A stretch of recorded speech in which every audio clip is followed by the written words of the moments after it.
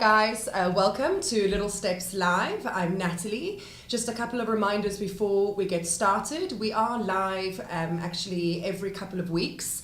This week is a little bit more exciting. We've got a few live sessions coming up. I'll tell you more about that at the end.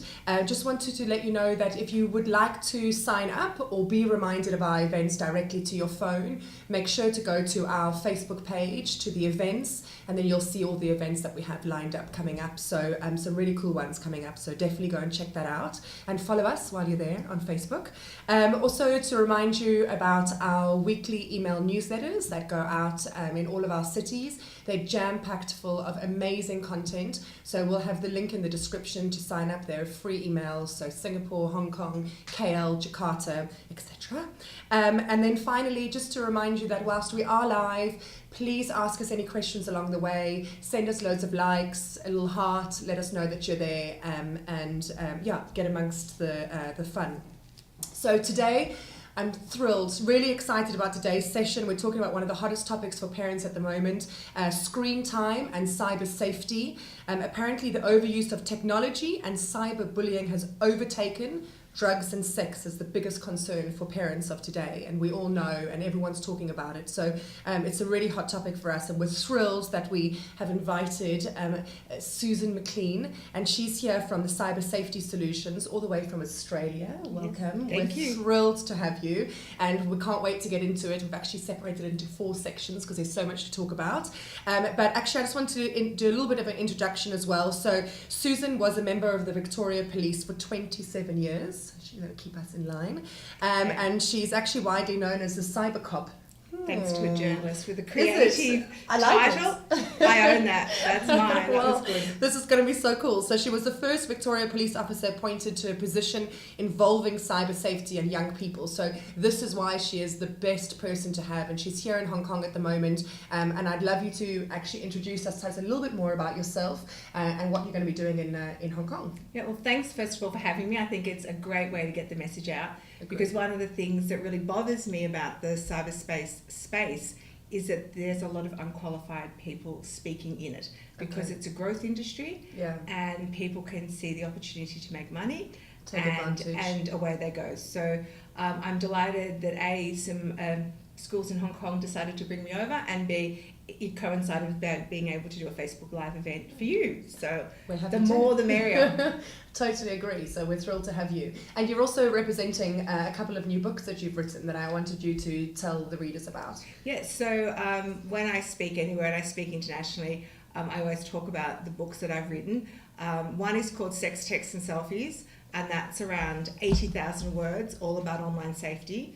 And that's absolutely suitable for any teachers, carers, guardians, parents of children of any age. Please do not think your children are too young for you to get your head around this, because what we're seeing and what I've seen in the last 25 years in working in cyberspace is the younger and younger and younger and younger ages where young people are getting caught up in some of the negatives that come with technology. And the second book is a compendium book. I've written a chapter in it, but it's all about resilience for young people. Oh, amazing. And Dr. Michael Carr-Gregg, who is Australia's leading adolescent psychologist, has written a chapter. Melinda Tankard-Reist, who talks about the sexualization of girls through media, to try to get a handle on that. So there's some great Aussie experts that have put a chapter together for that book. Perfect. And tell us a bit more about you. So about me, well, I do love Hong Kong, I'll say that first off. And I love Asia. So to all the people listening from right around Asia, have aeroplane, will travel. That is my motto. So I was a police officer in Melbourne for 27 years. Cool. I took my first report of cyberbullying in 1994. Wow. So I've been dealing with this now for 25 years. Okay. And 25 years ago, I didn't own a mobile phone, and I wasn't odd. Didn't have the internet at work because Victoria Police were not that advanced. And I rarely used it at home. And I got invited into a school because they had some year 8 girls that had got themselves into trouble. Right. Now, I didn't know what they'd done. I sort of thought, run away from home, drunk on the weekend, shoplifting, like typical things. And when I got to the school, the coordinator started to talk to me about the internet. And I said, oh, I don't do the internet. Yeah. And he said, no, these girls have been mean online. And I said, really? Can you do that? That's not nice. Yeah. And that's all I could think of saying. Yeah. So what they'd done is they'd had a falling out. In order to get back at the girl they didn't like anymore, they went online, visited an adult sex chat room and posted an ad. If you want free sex, please contact this girl at this address on this phone number. That just gives me chills. So we had to move the family into a motel and then a rental property because we couldn't stop the stream of men knocking on the door looking for their 13-year-old daughter. Stop it. So that was in 1994. And Google's only 20 years old, so I predate Google. The internet's 30 in its sort of current incarnation, but basically there was email, listservs, bulletin boards and chat rooms, and that's really all there was. That is seriously giving me chills. But what's to stop anyone from doing that now? I mean, Well, it's not, and that's the thing. I don't think more opportunity. There is far more opportunity for harm to be done now because the internet is bigger. There are more people connected, more devices to connect. So there's been a marked increase in online misbehaviours, if you like, because people have realised this is a cool way to wreak havoc. Yeah. But it's also gone up because of the volume of people online and the devices and the apps and the platforms and things like that. Available. So, there's the mathematical reason why it's more, but there's also the fact that people are aware that, it is quite an easy way to do harm. Yeah, that's really given me a bit of a shock. It's good because that's why we want to chat to you today, because unfortunately it's better for us to be shocked and be realistic about the things that are out there and like these opportunities that can occur to our better family. to know in advance than have to deal with it. Yeah, exactly. So today, as I said before, we're actually going to split up the chat into 4 sections because there's quite a lot that we want to cover with Susan while she's here. So the first section is going to be about popular social networks and what parents need to know. The second section is going to be on benefits and risks of screen time. The third is video gaming 101, what parents need to know in the video gaming department. And then finally on online safety and cyberbullying. So please feel free to ask us any questions, which I think we may already have. Cool, Fabulous. Thank you. From Andrew, what do you suggest if teenager absolutely refuses to follow limits about screen time? Any creative ways to get around restrictions? Great question. It is a great question, and it's one that many families grapple with. I think the key is to remember that you are the parent, you are not your child's best friend, and the fact that your kids hate you is fabulous. And if you haven't upset your kids at least once this week, you're not trying hard enough. So let's forget the friendly parent, because don't go there. But it is hard. So I always say there's usually 3 levels of managing this. The first one is the rules and expectations of the house. Then there are the restrictions that devices come with. So iPhones, for example, have inbuilt parental controls, gaming consoles, things like that. You can always disconnect the Wi-Fi at home. You can take the cord, you can change the password at 8 o'clock at night and do not give it back to your child until the next morning. I always say no devices in bedrooms and bathrooms, ever. Okay. Categorically no, don't care. And that then leads to the removal of the opportunity for harm, and I can get onto that later. Yeah. So you've got to get the devices off them. You have to have clear guidelines. If reasoning and conversation doesn't work, well, then you have to act. Okay. And it is to confiscate it. You're not having it. This is how it's going to be.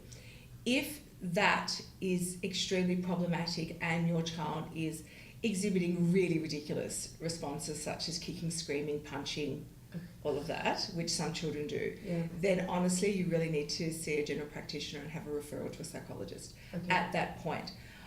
But there are always ways around it. There are, in fact, third-party products that you can purchase. There's all different companies around the world which actually allow you to even further monitor and manage those devices. So, absolutely block Instagram, turn the camera off at 5 o'clock at night. So there's all different things to do. Okay.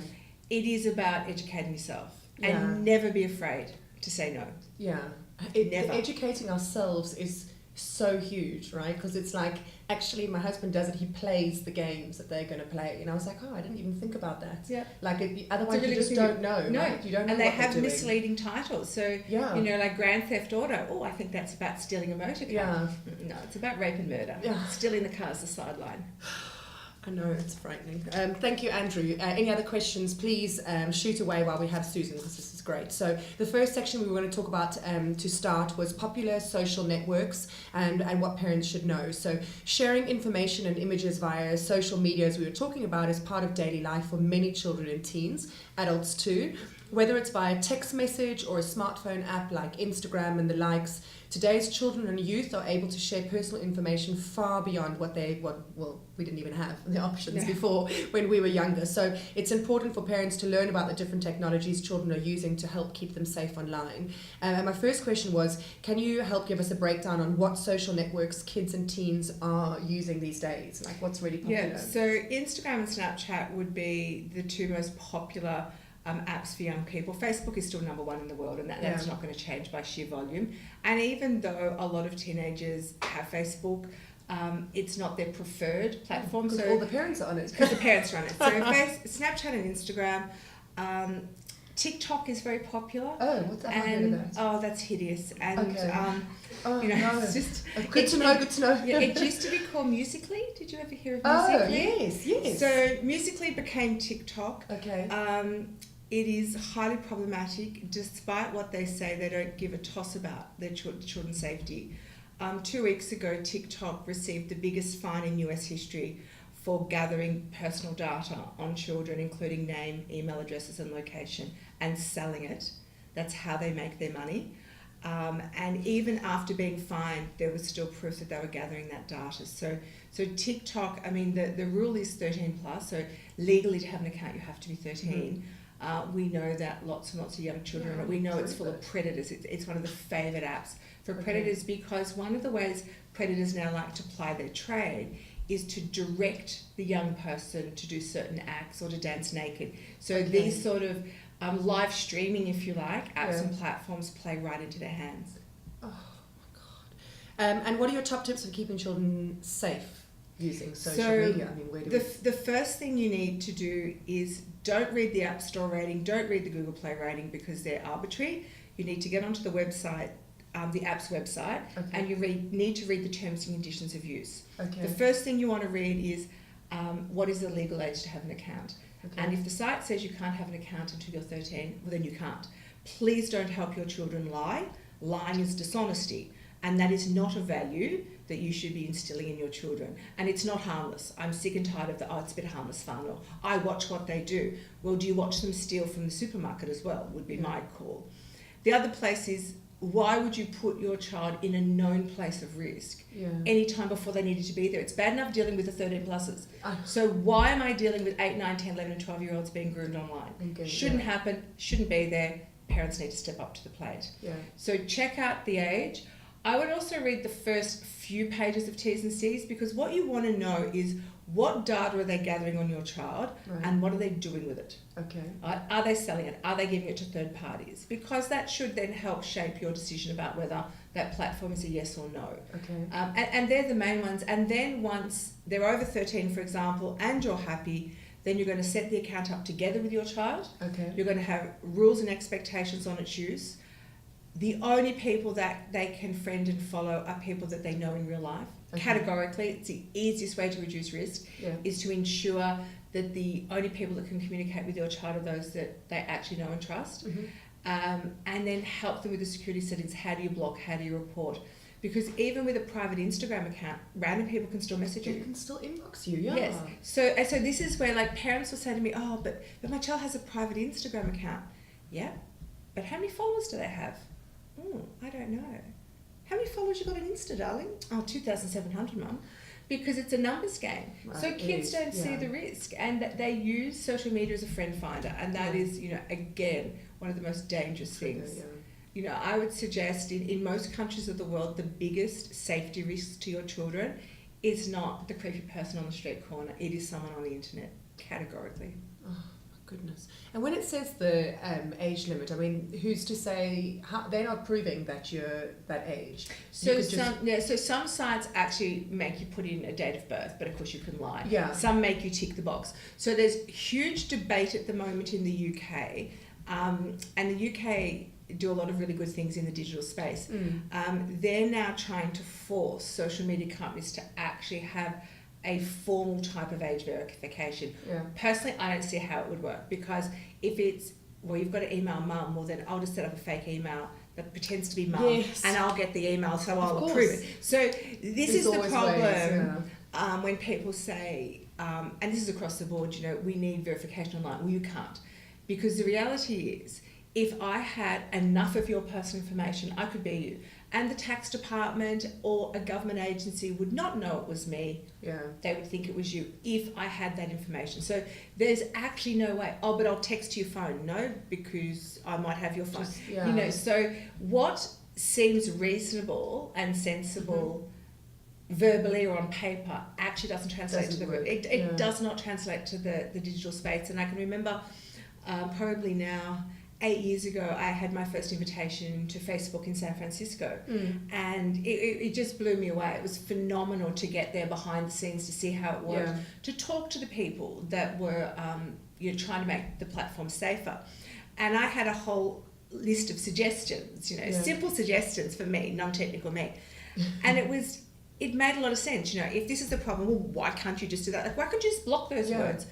Because the problem with the internet, and I've learned this now, is there's no context. Yeah. So a word, it might be an offensive word and it might be a swear word, but there might be actually a context to use it because you might be quoting someone. So you can't block that. So, that's the problem when you see people suggesting to social media companies that they should do this, this and this. Sounds great, not actually possible. I know I've watched those things recently. My husband's in this space in cyber safety and in security, and I'm asking about it, but I just don't understand about the dark web. Can't they just turn that off? Like, if it's like dark and bad things, like, can't we just turn it off? Like, it was like, I thought it was a clever question. Yeah, and it's the same as people go, but why do those websites exist? Can't you just shut them down? Can't we just delete the app? Yeah. Well, no, because their comeback. Not that there's much of a comeback for the dark web, but TikTok, for example, will say, "Oh, it's not my fault it gets misused. I just put it out there for people to be fabulous on it. Not my fault." And so this is the problem: is that there's all care, no responsibility. Oh, it's frightening. I couldn't get. We're back. Sorry, Hello. guys. Hi. If we've missed anything, please let us know, or any other questions on that. But we were just chatting through how difficult it is, and where a lot of these kind of apps can have enough to fall back on to kind of not really always take responsibility for some of the situations. What we need to force app developers and platform developers and game developers is safety by design. So safety is inbuilt in it rather than an afterthought. Yeah. And if you look at Facebook, Instagram, to some degree, Twitter, brands that have a reputation, not always a positive one, but they've got something to protect. Right. So then the next tier down, they don't really care. Okay. They're making a truckload of money. People are there. Who cares? If they lose a few kids, get a few more. Yeah. So this is the problem. So we need to force those that are peddling a product to young people need to have a responsibility. And if they're not going to take responsibility, then we need to impart a criminal responsibility on them. Yeah, okay. What else should parents know about online privacy? That there's no such thing as privacy online. So there's safety and security rather than privacy. Because as we just said, even with a private account, random people can still communicate with you. Right, okay. So I always like to use the term security features rather than privacy features, because what we don't want is children to believe that they can actually be private on the internet, because privacy to a child is shutting the bedroom door.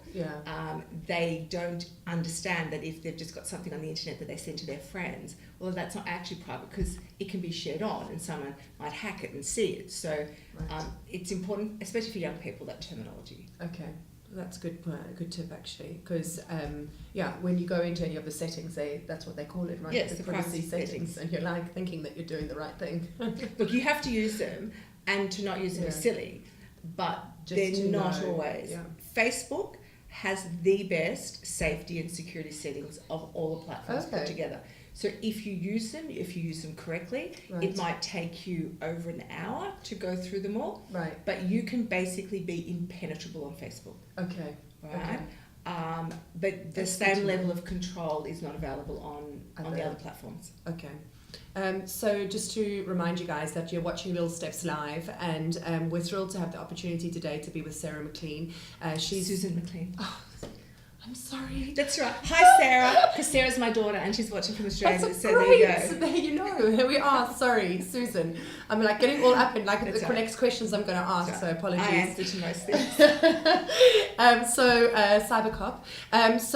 We're talking today about screen time and cyber safety for kids and teens. And we've been splitting up the chat into the 4 different sections. So next I want to focus on the benefits and risks of screen time. So we already had a question that came in about this. So this is definitely a very hot topic. Please do continue asking questions if you have. But screens are obviously everywhere, and as a result, obviously controlling a child's screen time has become very difficult for parents, and especially as they get older as well. So I just wanted to know, what are appropriate screen time guidelines for kids? Are we unmuted? Oh, guys, thank you so much. We are really sorry we had a bit of, whilst talking about online and cyber, we had a bit of a technical issue. I think we lost connectivity. So we are back. Thank you for waiting. You're watching Little Steps Live. We're here today with Susan, and she's all the way from Australia, from Cyber Safety Solutions. And we're talking about a really hot topic all around cyber safety, online screen time. And we did touch on previously, you can go back to see, on popular social networks and what parents really need to know. And I just had one more section I wanted to ask Susan before we moved on. It was about WhatsApp groups. So I know we spoke about like Instagram and Facebook and some of the other social media platforms, but we also have WhatsApp groups, which is very popular, and sometimes I think can do a lot of harm when you're in like a private group. And we see that in Australia all the time, where the group might have been started for the right reasons. It might have been, to work out a play date or school assignments, and it goes downhill very quickly. Right. We're very lucky in Australia that if the group starts to engage in cyberbullying, all the participants in the group would be considered equally involved. Wow. And we've got some really good laws in Australia when it comes to cyberbullying. But we know that even the Facebook Messenger groups, it's the same system, are the same thing. We also know that it's used for exclusion, which is a form of cyberbullying in Australia, so intentional exclusion. So, you invite everyone into the group bar except one. Yeah, and that's certainly a method of choice of people that wish to harm others. And parents, what can we do from trying to monitor this closed chat that they're all having? Closed groups are very difficult, but please understand that to have a WhatsApp account, you have to be 13. So 13, look, the easiest way to think about it is there's nothing under 13. It's as simple as that. Okay. There are some countries in the world where it's 15. So 13 tends to be the worldwide age. Okay. Some countries have specifically raised them, so it won't be under 13, it may be older. Right. I don't believe Hong Kong and most parts of Asia have raised the ages. There's certainly some European countries that have. But again, don't put your children on sites where they shouldn't be on. And I know text messages cost money, but they're much more manageable, much more traceable. Do understand though that if the content of anything online, be it on Instagram, Snapchat, WhatsApp, Twitter, if the police are investigating criminality, they can retrieve all that data from the social media platform. So it's all there, and it will be handed back over to them. That's good to remind. Yeah, it's really important that you are never anonymous online, nor can you hit delete and hide what you've done. Yeah, because I think that's the other point, is actually just letting kids know that they need to be accountable for some of the things that they... There's a perception that the delete button fixes everything. Yeah. That's a good thing for us. Even adults think that too. Yes, I know.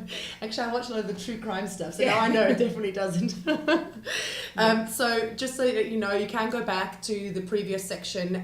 We're moving forward now, and we're going to talk about the benefits and risks of screen time.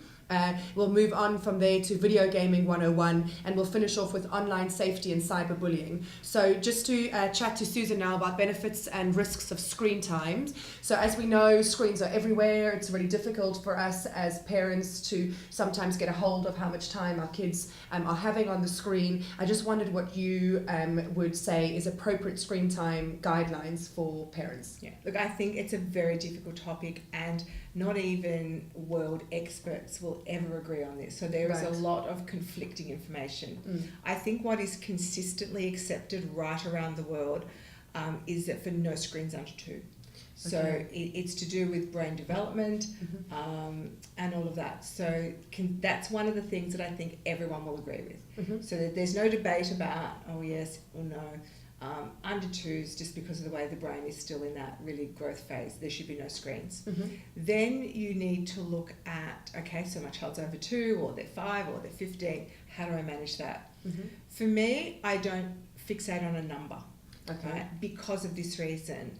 1 hour of positive online interactions is far better than half an hour of rubbish. All right. Right? So good way of putting it, yeah. 6 hours of anything is no good, right? Yeah. So, you know, big numbers, no. It's really easy to say, that's not suitable. Yeah. But we do, as well as focusing on the time, we have to focus on the content. Right. So that's equally as important. So if your son or daughter is doing 2 hours of homework, Right. well, that's very different to 2 hours, you know, aimlessly Googling, you know, on YouTube to see, you know, the latest idiot YouTuber Yes. and what they're up to. So, you know, Exactly. there's that. The problem I think parents have is when you have in your mind this particular number, it gets blown out of the water because of homework often. Right. Okay. Urban myth that your child needs to be connected 24/7 to do their homework. I'll put that one out there because they don't. They will tell you that they do. They will tell you that they do. So again, I always say if you are concerned about the amount of time, and I had a dad recently. I was on doing radio in Adelaide in South Australia, and a dad rang in and said, "Oh, you know, but I'm finding it hard to manage. My daughter's doing her homework at 1 a.m. And your daughter shouldn't be doing her homework at 1 a.m. Like Yeah, that's oh, but she's in year 12. Nope, still shouldn't be doing it. Right. You know, that's ridiculous. So we need to I always say, go back to the school and say, and let someone know, you know, the classroom teacher, the homeroom teacher, the year level coordinator. I'm really concerned about the amount of screen time my son has or my daughter has due to homework. Can you just let me know whether what they're telling me is correct? Correct. Okay. Sort that out first, Yeah. and then you've got a base to work with. I always say for parents, a really good way to tackle it is with a timetable. So if you draw up a timetable, 24-hour clock sort of thing every day of the week, add in the non-negotiables first. So, you know, sleep time, meal time, school time, sport, drama, music. So put in everything that's not negotiable. Right. And then start to slot in, you know, obviously there's going to be some homework time, social time. Right. Whereas social time 10 years ago might have been going to a neighbour's house to play or kick a ball. Yeah. It may be online now, but it needs to be balanced. Too much of anything is not good. Yeah. Too much sleep, too much food, too much screens, you know, not enough. So Yeah. I always say to parents, the minute any area of your child's life is unbalanced, it's a problem. Doesn't matter what it is. Okay. So That's just good advice. Yeah. maintain the balance. That's a really good way of looking at it, because I was totally down to the time. Like, okay, you're allowed 45 minutes. Yeah. But actually, you're right. 45 The content minutes of can be being on Pornhub is Totally, probably yes. not as good as Hopefully 15 they haven't minutes. discovered that yet. But Sadly, they will have. and At what- aged 8 is when they start to become aware of online porn. Don't. My daughter's Would you like about to leave turn now? 8. Just No, forget it's about good. it? It's really good, because I think we pretend that it's different. I know. Our kids are different, or my situation will be different, but Not my it's child. not. Yeah. And you know what? It's not your child. Yeah. It's the others Yeah. that live with That's the friendly why parents. you have to be That's why you have to be more alert, right? So Yeah. to know. What are the positives of screen time? I think you mentioned already, like some of the homework stuff is really great, Yeah. but And, there and, is some- and being able to connect with your friends and learning things. You know, I prided myself on, as I was growing up, my own general knowledge. I know my general knowledge was better than most of my peers. yeah, And that was based on my parents and what they talked to me about and where they took me. I look at my own children, yeah, you know, so obviously similar upbringing, you know, Yeah. 20 years down the track. No My kidding. youngest son in particular, so it's very different. So I've got 3 children, 31 through to 25, okay, with one in the middle. okay, So Sarah, the eldest, was in grade 5, so 11 years of age before we got a computer in the house. okay, Luke was born into a house with a computer, of course, so very yeah. different. So even though, you know, same parents, same house, same school, just that different. Yeah, The general knowledge that my son has blows me away. yeah, And I don't even ask how he knows it, because the answer is Google. yeah, yeah, So, this is how it works. So, I wonder about this. Google. So you get your answer. And then you're looking at that and you think, but now I can do that. So I go over here. and then that leads me to this, and this Yes. leads me to that, and it's this continuum of learning. Yeah. And it's absolutely amazing. Yeah. But we've got to be, you can't protect your children if you don't know what you're protecting them from. Right. So that's what we have to get our head around as well. But the internet, I would not go back to a time without the internet. It's phenomenal. Like, Yeah. it's absolutely amazing. I find it's really helpful for parents when they ask the question that I don't know the answers to. And I'm like, hello, Google. Yeah, because it's wonderful that, you can get the answer to everything. Certain brands of things that I'd like to buy when I'm here in Hong Kong. Where can I buy this? Straight online. Where can I buy that? And I have my little plan for my shopping days, so it's all good. There are lots of positives. The other question I was going to say, the negatives. So we touched on it a bit, but what are the true negatives of the screen time? Just negatives of the screen time. I mean, there are things as simple as posture issues. Right. So there's some statistics that came out of Australia last month that an average 8-year-old has spent 1 year of their life on a screen. Oh my gosh. Oh, on a screen, yeah. Watching a screen. So forget the content. Think about posture. Think about musculoskeletal issues. Think about eye issues. Yeah. All of that, and watching TV in the old days, which was on a couch or a chair that was comfortable, or at worst, the beanbag, was not balanced on a screen, a little tiny screen, and things like that. So there's all those issues that I think we haven't touched on. And it's really interesting because I look at my 3 children, and the 2 that were the most academic, and they're all great kids and they're all smart and they all did well. But 2, the youngest one was, got the highest Year 12 mark. Right. The 2 that did the most study both now have glasses for reading. Now, there is no... I mean, I have glasses for reading, but I'm over 50. My parents both got glasses to read when they were 60, 70. So I don't have a history of glasses in the family. Like, no one ever had glasses, just generally. So how and why? Right. So you've got to... And I look at the 3 children, and certainly those 2 did spend longer in front of screens than the middle one that does not have glasses. So interesting. Yeah, I think we kind of go straight to all the other elements, but it's just the basics. It's like your basic health situations are different. Physiotherapists talk about treating tech neck, because you're walking around with a phone jammed up there. The hand. RSI. Well, that was the old one on the computer, like with the big keyboards. Yeah, I find myself holding my phone and doing everything, and then finding my wrist gets really sore. Yeah, because that's what you're meant to do with 2 hands. That's what the cool people do, not just one. Sorry, I thought I was down with one-handed. I'm the one-handed because that's how I do it. I thought that's cool. But the kids just do this, and they just go. Yeah. Oh. And smaller screens, I think, like focusing, like iPads can be smaller than what we would have a TV in the old days, like bigger screens. I remember we took Sarah to the optometrist, and he was saying that there should be no more than around 15 minutes on a screen before you look away and relax all your eye muscles and refocus and relax, and then go back to it. Okay, I don't even do that. No, I don't either. Yeah. I mean, sometimes I think, I'm feeling... I'll walk away, but I don't consciously do it. Yeah. I think, it's quite difficult, but it's good to be aware of, I think, to know. And but the thing is, for children, if you start young, and this is all part and parcel of how they use technology, they're actually not going to know any different. Because as much as people say bad habits are hard to break, good habits are hard to break too. Yeah, so get in there and understand them and teach and those this is just how it straight up. Okay, so this is great. Can you give us some practical tips for parents looking to take control of screen time in the home? I know Andrew asked a question earlier, but just some of the ways in which we can... I think to be in control and to be the parent who sets the rules and boundaries, and don't be afraid to have consequences when those rules and boundaries are broken, because children need to know that they can't just, I want, therefore I shall have. There are going to be some rules.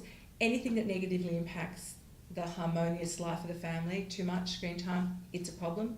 Pull back then. The 24-hour time clock, so you're sitting in the screen time, is really important.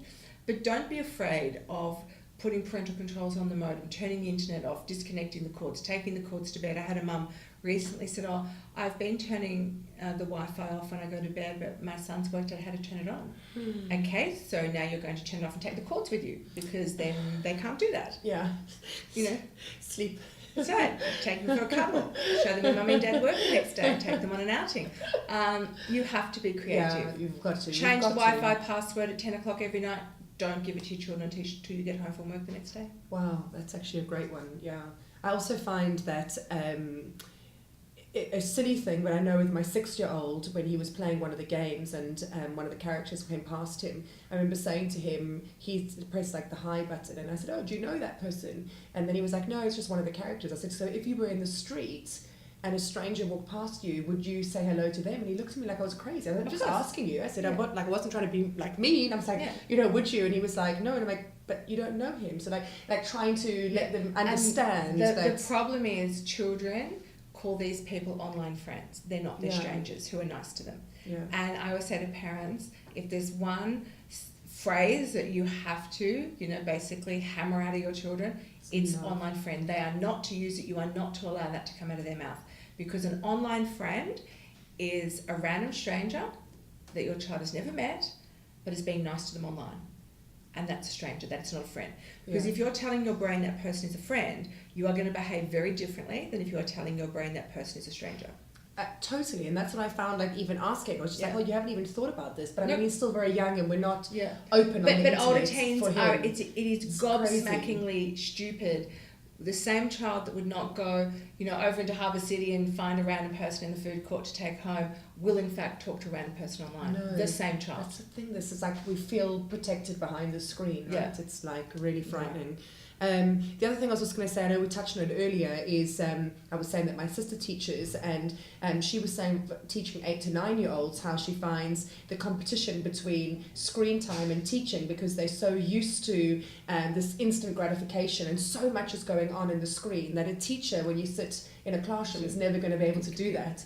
And so that screen time, really, you need to be able to bring back, like, reality is your life is not like, and it's not instant, and things don't happen and you get instant reward. Yeah. And that's the thing I say, to parents, is so many children are being brought up with the I want, therefore I shall have. Like, there's no option about I need to wait or it's not suitable. It's like, I want it, I can press the button, I can get it, therefore I shall. Having this issue. And we know that, a lot of the games that target receptors in the brain, they do work on that instant gratification, instant reward, intermittent reward. I don't know when I'm going to get rewarded. Yeah. So it's particularly problematic for some young people. Not all, but some. I'm having it in the household at the moment already. So and she's 8. So it's really scary. But just to remind you guys that you're watching Little Steps Live, and we're thrilled to have the opportunity to be with Susan McClean today. She's here all the way from Australia, and we're talking all things screen time and cyber safety. It's really been interesting, and you can go back and watch the previous sections we've been talking about. We've got 2 more that we want to cover before the time's up, which is video gaming 101, really what parents need to know, and online safety and cyberbullying. So please do ask us any questions along the way, especially now whilst we have Susan with us. So video gaming 101, what do we really need to know? I mean, it's a totally different video gaming environment at the moment to obviously what we had growing up. Absolutely. So it's kind of really scary. And I think sometimes when you feel overwhelmed or a bit intimidated, I don't think you do enough as a parent to find out about the games, right? Yeah, no. Look, I think a lot of parents base the fact that they let their children game on their own experiences. Right. And I remember I had a dad on my Facebook page when I was talking about, Fortnite and the problems with that. He said, but I played Wacky Races and I was fine. Well, that's debatable. But anyway, those sort of games were not online. They were not interactive. You didn't play with random strangers. You didn't kill to win. And you could pause and stop the game, go and have a meal, go to bed, come back and pick it up the next day. Yeah. So the games are totally different. Yeah. Now, that doesn't make them all bad. Right. But the thing is, some young people do get so engrossed in the game that it becomes their only part of their life, and they start to disconnect. And I've seen it. A friend of ours, they've got a 14-year-old son who played about 5 different sports. He now plays no sports because he doesn't come out of his bedroom. And they're to the point of trying to drag him to a psychiatrist because that's where they are at. Right. And it came upon very, very quickly. And this is the thing, the minute your child is not sticking to the time limits for games, than it is all over Red Rover, and you've got to act then. But with games, I want you to Google the game, not go onto the website of the game, because you're going to get the Sunshine and Happiness version. Of course, yeah. I want you to Google the game. What is? I want you to Google, is whatever it is safe? Now, if you Google, is Fortnite safe, for example, and you found 50 articles from police all around the world saying predators are on this, well, then it's not safe. So that's going to be a no. So there are things that, this is the beauty of the internet. There's a lot of stuff we don't check up online, like medical diagnosis. Oh, it's a spot, I've got cancer. No, it's an infected hair. But, you know, we don't do that. But for technical questions, why don't we? The internet it is seems silly fabulous. when you say it. Yeah. It seems silly to say, like, just go online. Yeah. Of course you should. Why didn't I think of that? Then, so we're going to Google what the game is it safe? Right.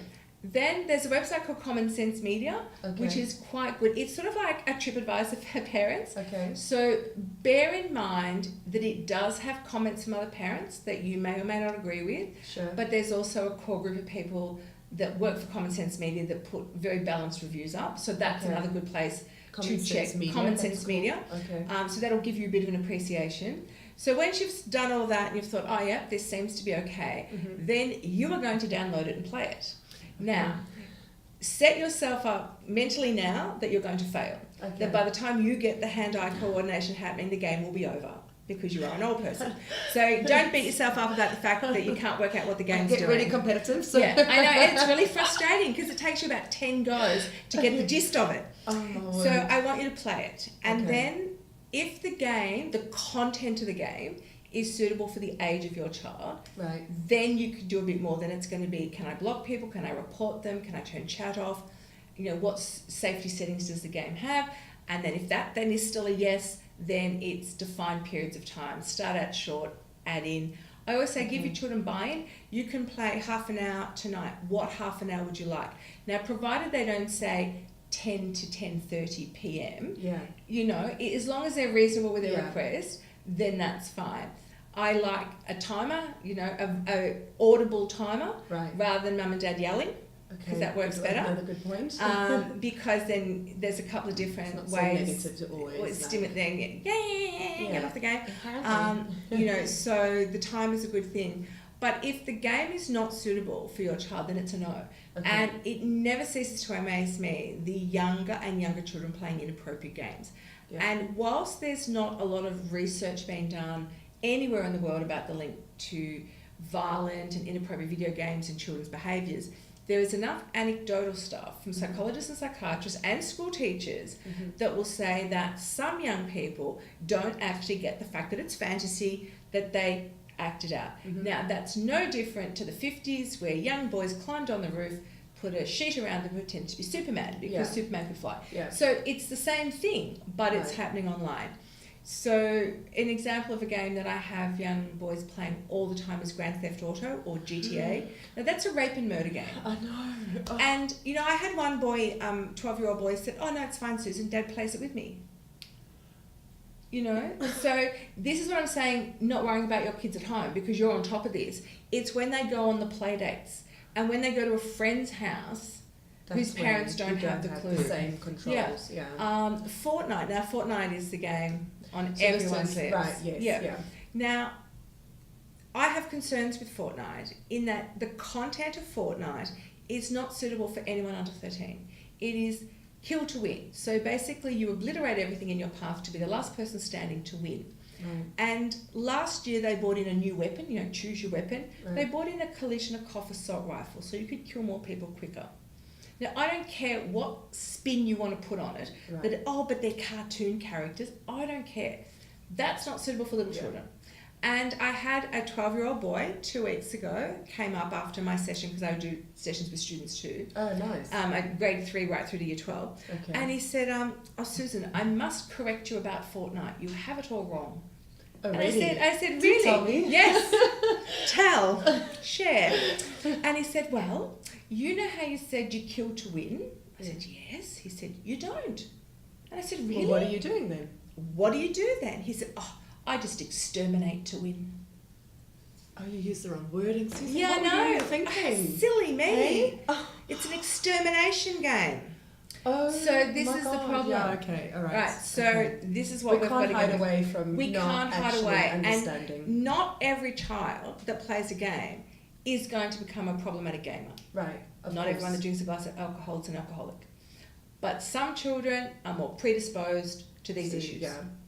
It's like anything. And I think another good point, in case it got lost as well, that I just wanted to bring up again is we can do a lot in our own household, but as you say, when they go on play dates or they're in other families' homes, just to be aware, like especially when they've got older kids in the household, that they might have access to things that then your kids are also able to view. So we do a lot at home to keep it all together, but then actually being aware of what they're viewing when they're a lot of parents will say to me, how do I manage the fact that they're going on to someone's house and I know that it's not supervised? Right. So this is my advice. Rather than say, I know your kid's playing an R-rated game and that's disgusting, which really doesn't help the friendship situation. What I always say is when you drop your child off, you go, hey, you know, thanks for having Sarah or Tom, really awesome. Just so you know, Tom doesn't play anything that's M-rated and above. So while he's with you, can you please make sure that he doesn't? So you're not actually saying about her kids. No, it's just you're saying, rules. could you please make sure my child sticks to my rules? Right. Things like, thanks for having Sarah to play. Just so you know, we don't actually put pictures of her up on social media. So can you please make sure that you're not using any of those video apps and uploading them? We'd really appreciate that. Now, in most cases, that will work. Right. If it doesn't, well, then you're going to have to make a decision about whether you're still going to put your child in that situation in the future. You'd like to hope that most parents are reasonable about other parents' wishes, but that's not actually always the case. Doesn't always, no. And then you mentioned about the ratings. You said it was M-rated. What are the different ratings? So, and I'm guessing they are worldwide ratings, although they are sometimes slightly different. Because I know that sometimes movies and games have ratings. I know in Australia sometimes something that might come out as MA15 plus is R-rated in America. So again, they're age and specific ratings. Again, they've been rated by like a government organisation. So it's not just a few random people putting a rating together. There's a criteria as to what constitutes certain ratings. But certainly the Common Sense Media website has, a really good overview of it all. Okay, perfect. So that's good to know. I also wondered some of the gaming trends that are kind of. We spoke about Fortnite. Are there any other kind of gaming trends going on at the moment? Fortnite seems to be the number one. Clash of Clans is quite popular. There's a lot that sort of wax and wane, but I still get a lot of kids talking about Clash of Clans. Minecraft and Roblox are very popular games. Right. And again, if a game is actively promoted to children, it will be full of pedophiles. It just 1 + 1 = 2. So do not think because it's a cutesy little kid game, these creepy people won't be there. Predators love games because there's usually really lax security on them. So that's why they like them. The beauty with Minecraft is that you can set up a private server, and so basically you're in control and only the 6 kids that you allow in. So that. Correct, yeah. But even if they're on, I serve with all my mates, well, what about if a mate adds a friend who's not really a friend? You don't really know. So the problem is like Minecraft and Roblox, the games themselves aren't particularly problematic, i.e. content-wise. Right. But they can be used to bully and harass. Yes. They can have predators on them. So then that gets down to the supervision and how they're being played. Never ever allow your child to have headphones on playing a game, ever. For a couple of reasons. One, you want to be able to hear the vile and vulgar language that's happening so that you can intervene. The other one is you might walk past the television and you hear the chat and you say to your child, who's that you're playing with? Oh, that's Tom. That's my 17-year-old friend. And you're going, that sounds like a 50-year-old. So your child won't pick that up. Right. Your child will believe that Tom's 15. But you will hear the voice and you go, that's not 17. So we need the headphones off. Okay, another good point. So many good tips coming through today. How real is video game addiction? I know you mentioned it with the friends at the moment, and what should we look out for? So the term video game addiction doesn't exist and shouldn't be used. Okay. Sorry. No. It's a very common term, Right. but if you look, and it is really splitting hairs. In order for a doctor to diagnose an addiction, it has to be listed on the DSM, which is the list of diagnosable mental illnesses, comes from the American Psychological Society. Mm-hmm. Now, that doesn't mean that you can't see elements of problematic behaviour in young people. And I know it's splitting hairs, but the problem is the media love jumping on gaming addiction, Right. making it out to be worse than it is. So I'm always very careful about the term. Problematic gaming, absolutely. Pathological internet use, absolutely. World Health Organization, they have now listed gaming disorder as a thing.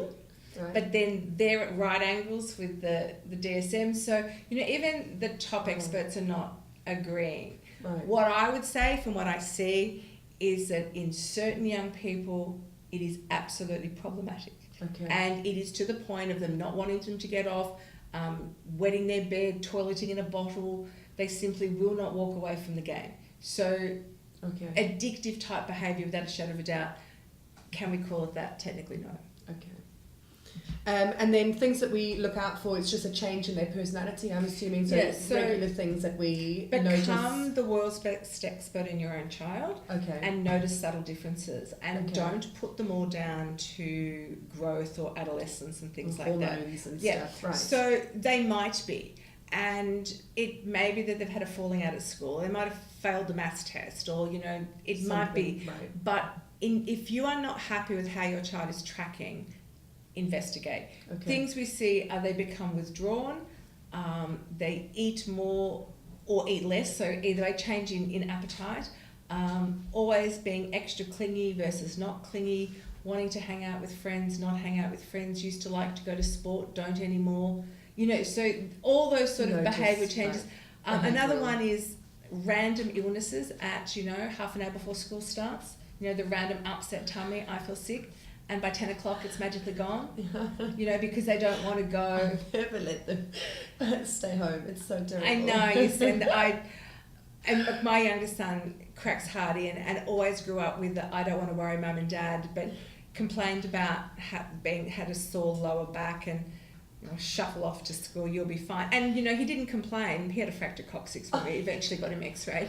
So, parent of the year you're looking at here.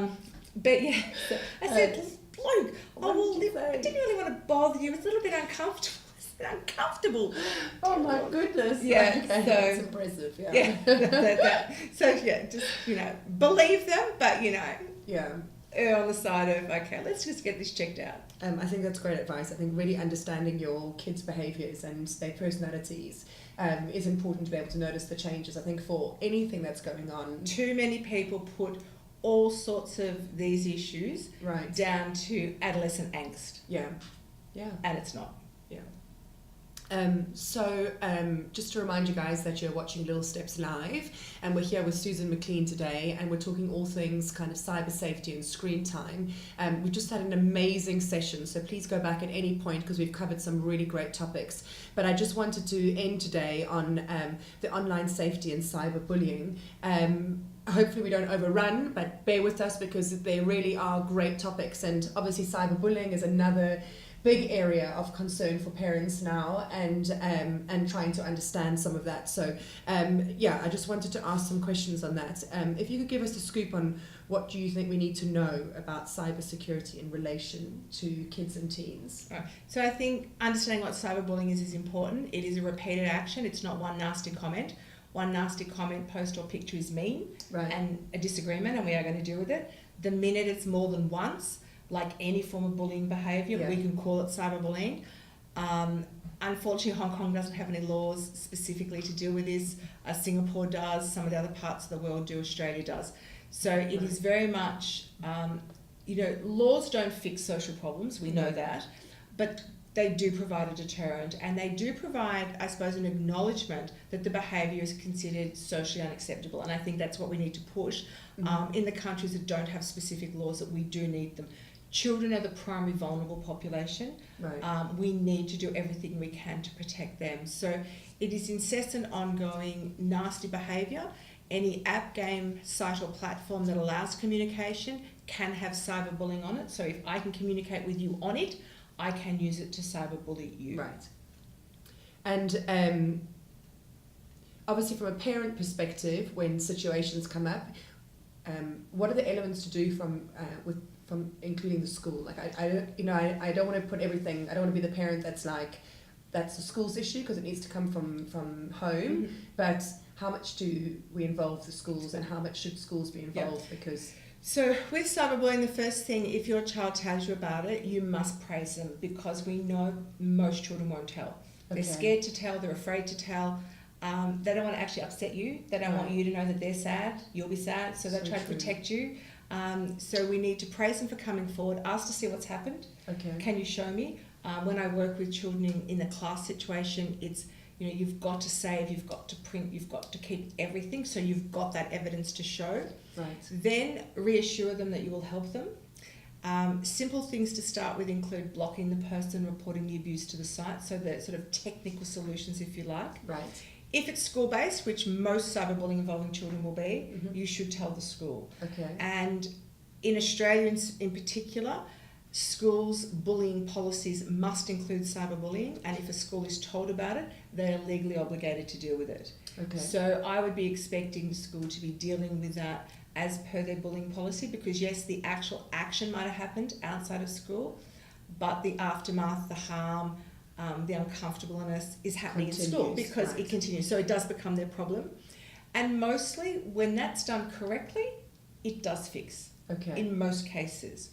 Now, because you can't ramp it up here, in Hong Kong at least, you can't then go to the police with it because it's not a law.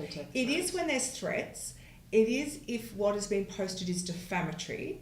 So there is certainly some limited legal options here, but never approach the other family ever, because the shutters go up, the blame game starts. It's much better to put it through the school or the sport club or the workplace or wherever else it might be happening.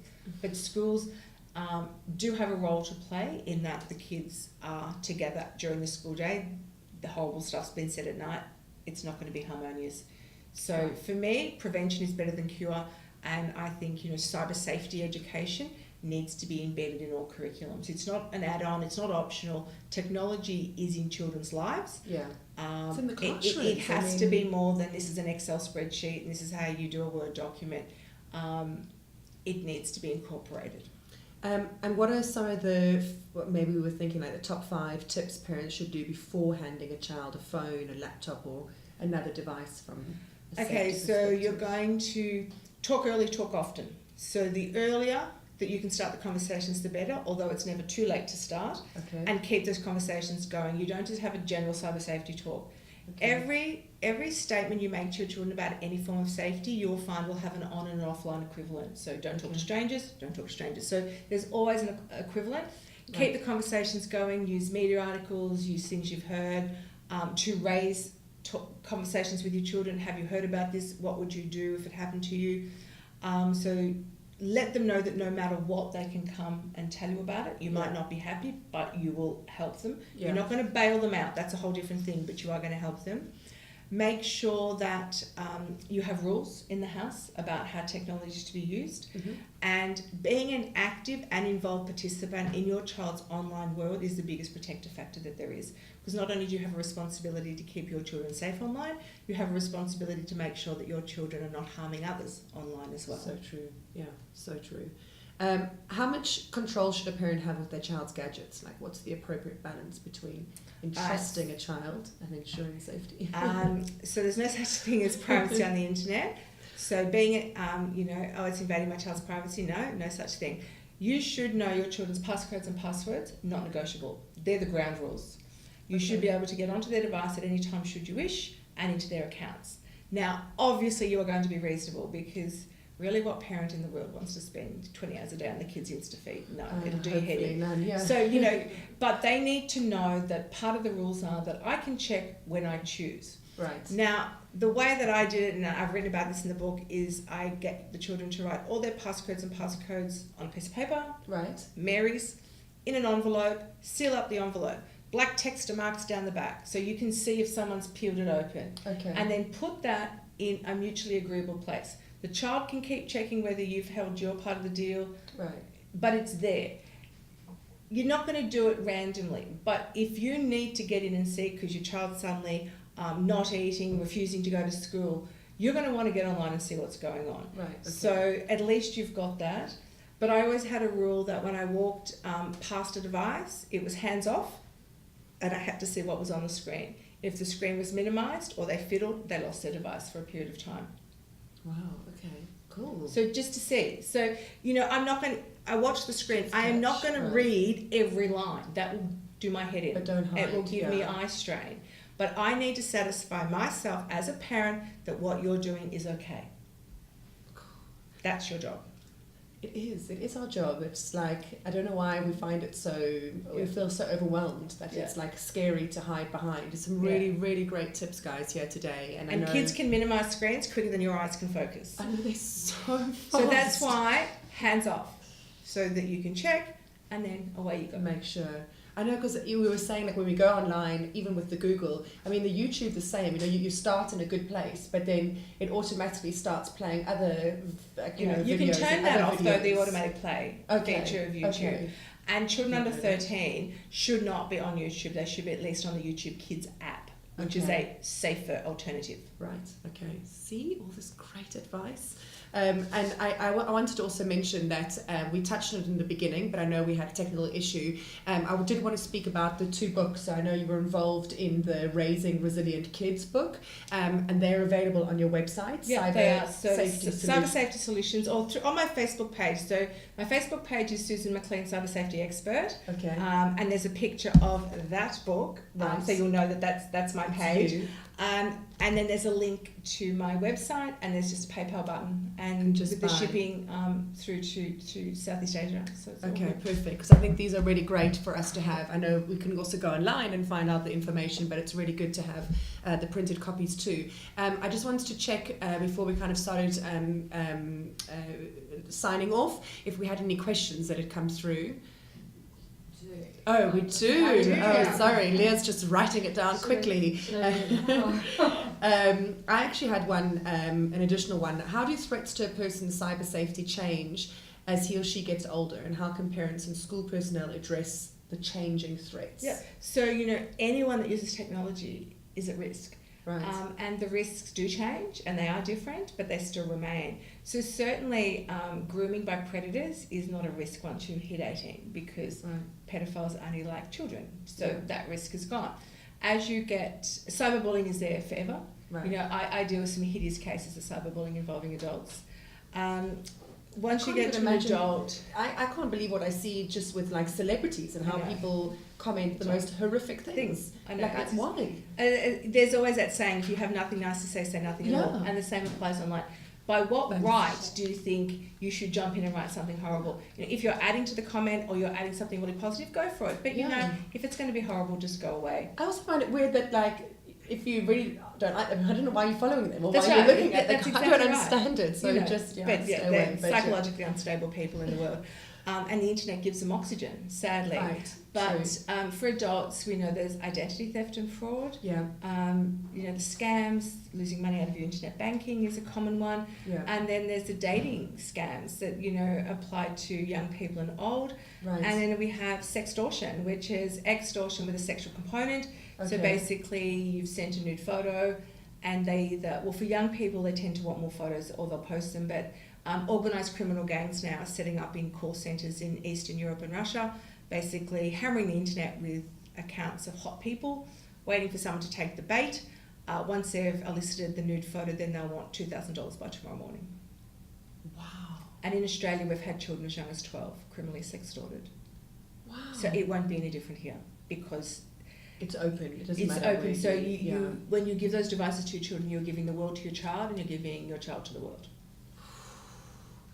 All right, we had a question, thank you, Leah, came in saying, any house rules you recommend parents put in place to lead good screen time habits in the home before their kids are of the age to have their own personal screens? And that's such an important thing. And, pre-devices, it was all about alcohol, telling your children, do not drink, do not get drunk, while mum's speaking from the bottle, wasn't a really good look. All right? So now, you know, I've seen mothers, you know, screaming at their child to put their devices down while they're scrolling their Insta feed. So what sort of habits do you want your children to pick up on? Because kids are really quick to pick up on habits. So no devices at mealtimes at all, categoric no. And look, it's very different if dad's or mum's a local obstetrician. Obviously, it's a different scenario. Yeah. But for 99% of the population that do not work in an on-call field, no. So every device goes off at 4 o'clock or 5 o'clock, certainly none at mealtimes. And my favourite, get devices out of bedrooms. And lead by example, parents. 5 phones on the bench, power board, 5 phones, 5 chargers. No, don't try to tell me you suffer separation anxiety because you can't touch your phone in your sleep. Let your children see that you can sleep without your phone next to your bed. And you can still buy it. Hello, Asia is the tech capital of the world. If you can think it, you can buy it. Clock radios, all right? I know. Introduce your children to those. A wind-up clock. Me, all right? Because that's, you know, cool now. There's a private school in Perth, Western Australia, girls' school. The principal went and bought 700 wind-up alarm clocks and gave them to every family to get rid of that get devices out of bedroom argument. Lead by example. It is so crazy. It feels so crazy to hear you say it because we know it. We know it. We just need to action it. So, and kids don't miss a trick at all. No. And I know even, you know, my 8 and 6-year-old have said that, Mom, you're on your phone. And I'm like, I am. But I'm special. Yeah, I'm different. Yeah. But I'm an adult. I'm a grown up. Yeah, it is bad. No, cut the excuses.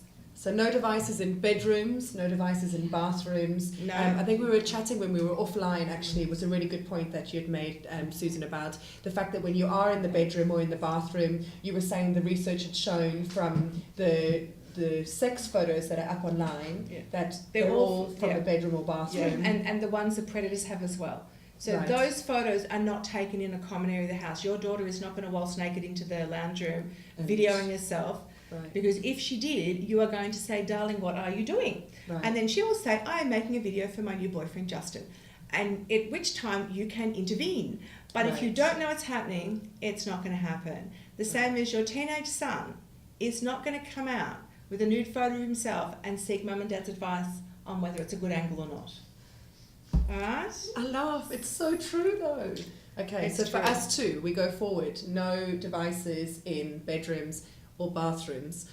Really powerful stuff today. Can I tell a quick story Yes. about I have, look, and to parents watching, use me as a resource. I'm not hard to find online. If you Google Susan McClean, I'm #1 in the whole world, which is exciting even for an old person. It's not Sarah. No, please don't harass my daughter. But, so people ring me for advice all the time. And this mum had texted me to say, oh, I've got a terrible problem with my 7-year-old daughter. She's been exposed to a video and it's really inappropriate and I'm not sure what to do. So by the time I rang her back, I, silly me, assumed she might have found porn online. No, what the story was, Dad had found a sexy video, had sent it to Mum with the tagline, let's do doggy, and Mum had said, oh, Dal, you better delete that, that's embarrassing. Well, no, Dal didn't delete it. And daughter found it and sent it to 17 of Mum's friends. So you see, it can turn bad on us. Very quickly. Oh my Very goodness. quickly. Oh my goodness. And I also wondered, from an Apple perspective, when you get a device, you can have like family sharing. Yes. So you can actually set up when they are of the right age to be getting a phone, that you can still actually access their messages. Yes, and so there's a family iTunes account, which we've always had, and that then allows, they can request an app download through you and you check it out. Right. But the new screen time thing within the Apple devices now allows you to set controls like, you can turn the device off, send it to sleep, you can have limited times for certain apps. Right. So, is helping. There is help. The Android devices still have a little way to go. They're not as good inbuilt. You can certainly get to that level by third-party products, but the Apple devices certainly have the best inbuilt ones. But like anything, if you don't turn them on, they don't work. Guys, this has been so awesome. Thank you so much, Pleasure. Susan, for today. We've really enjoyed it, and I hope when you're back in Hong Kong, we can get some time with you again. Yeah, absolutely. This is great topics, and please do find her Facebook page. She's got some parent events going on while she's here in Hong Kong. She's got the books that we can purchase online as well. So really just a fountain of amazing knowledge, and we could continue going on, I promise, for hours, because I've got even more questions. But thank you. You do. And I think... knowledge is the power here, and this is what we have to keep, not trying to hide behind the screens ourselves as parents, and then kind of playing innocent when these things unfold. The I don't get it, it's all too hard, doesn't work. And if your kids don't think you like technology, they're not going to come to you. Right. So I had a little boy last year said, there's no point in telling my mum if I have an online problem. She doesn't like the internet. And I said, why? And he said, because every time she's in front of her computer, all she does is swear at it. We get caught out, I'm telling you, we've got to stay on top of this. So amazing tips. I think we need to include them in, and I'm sure that we've included some in our comments as we've gone along, just to kind of remind you. But Susan has shared some amazing stuff. So it's Susan McClean from cybersafetysolutions.com.au or on Facebook. Just a couple of reminders before we turn off. Thank you again for joining us today, and we love keeping you in the know and on the go. We actually have a pretty cool and busy week ahead, so thanks for joining us today. On Wednesday we're going to be live again. We're actually in Singapore with Eton House International School, talking about IGCSEs and whether that's right for your child. So that's on Wednesday. You can go to our Facebook account, check out our events, and just click that you're interested to keep updated on that event, and that'll be super interesting. Here in Hong Kong, we have a Little Steps Bump Club event happening on Thursday, so also go onto the Facebook page to find out there. It's an amazing pre and postnatal kind of exercise with H-Core on Thursday. Awesome goodie bags as well, and just great information going on there. So lots going on, a pretty big week before the Easter hits us. Thank you again, guys, and we'll see you again soon. Bye. Bye.